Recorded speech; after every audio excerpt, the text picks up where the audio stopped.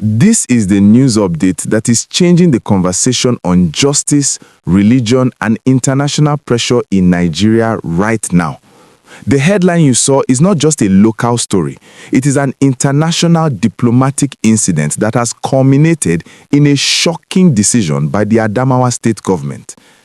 Governor Ahmadu Fintiri has just done the unthinkable in the eyes of some and the long-awaited miracle in the eyes of others.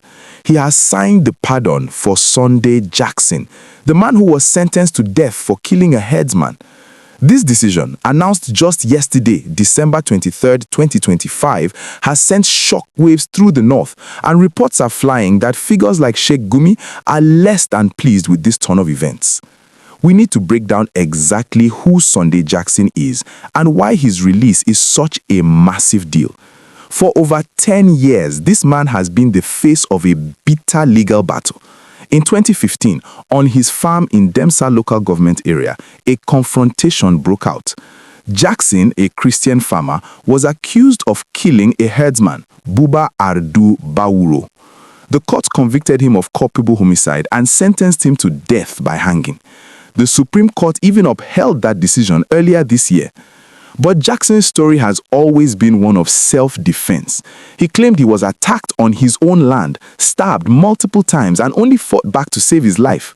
For years, he sat in Kuje prison waiting for the hangman, while his supporters cried out that this was a miscarriage of justice. But why the sudden pardon now? Why, after the Supreme Court sealed his fate, did Governor Fintiri suddenly unlock the prison gates?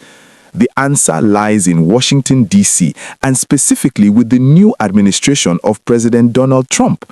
We are seeing what we can call the Trump effect in real time. Just weeks ago, U.S. Congressman Riley Moore went on international television and practically demanded Jackson's release. He cited religious persecution, he cited the right to self-defense, and he warned that the U.S. was watching. This wasn't just a suggestion, it was immense diplomatic pressure. And with President Trump's recent threats regarding security and religious violence in Nigeria, it seems Governor Fintiri read the handwriting on the wall. He granted this pardon in the spirit of Christmas and New Year, but we all know it was also in the spirit of avoiding a diplomatic clash with the United States. Now, let's address the elephant in the room, the anger mentioned in the headline. Why would Sheikh Gumi be upset? For years, Sheikh Gumi has been the loudest voice advocating for the rights of herdsmen and bandits, arguing that they are marginalized and victims of a biased system. He has campaigned for amnesty for bandits who kill and kidnap, claiming they are fighting a war for their survival. To see a man who killed a herdsman, one of the very people Gumi claims to protect, walk free while his boys in the bush are being bombarded by airstrikes disrupts his entire narrative. It reinforces the fear in some northern circles that the government is bowing to foreign Christian agenda pressure. While Sheikh Gumi has recently said he would support amnesty for Nnamdi Kanu if he showed remorse, the unilateral release of Jackson without a corresponding deal for herdsmen is seen by his camp as a slap in the face. It shifts the balance. It says that if you have American backing, you can escape the noose. The timing is also critical. This pardon comes just as the US started surveillance flights over Nigeria, another major sovereignty issue we discussed recently. It feels like a coordinated effort. First, the threats from Trump, then the surveillance jets, and now the release of a high-profile Christian prisoner on death row. It is a sequence of events that proves Abuja and the state governors are jittery. They are trying to clean up their human rights records before the hammer falls.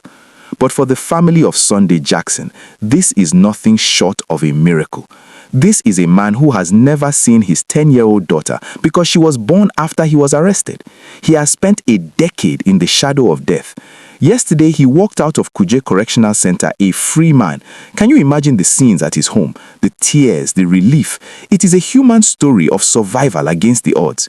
But it is also a political story of how justice in Nigeria often moves only when a bigger power pushes it. I want to ask you a serious question, and I want you to be honest in the comments.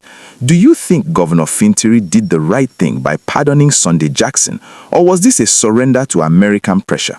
Is it justice or just politics? Let us know what you think. And please, if you are getting value from this breakdown, smash that like button right now. It helps us get this news to more Nigerians. And if you are not subscribed, click that subscribe button and turn on the notification bell so you don't miss the next update. This pardon also sets a massive precedent. There are hundreds of other cases like this. Will we see more governors using their prerogative of mercy to release inmates who have international support?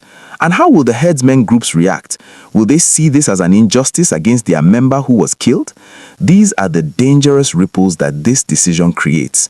The governor has solved one problem with Washington, but might have created another at home with local groups. As we wrap up, remember that Sunday Jackson is free, but the debate is just beginning. The U.S. Congressman Riley Moore has already released a statement praising the decision, saying Sunday Jackson is free. He's taking a victory lap, but here in Nigeria, the conversation is shifting to sovereignty. Are we dictating our own justice, or is it being dictated to us? We will keep tracking the reactions from the Northern elders and the advocacy groups. This story is far from over.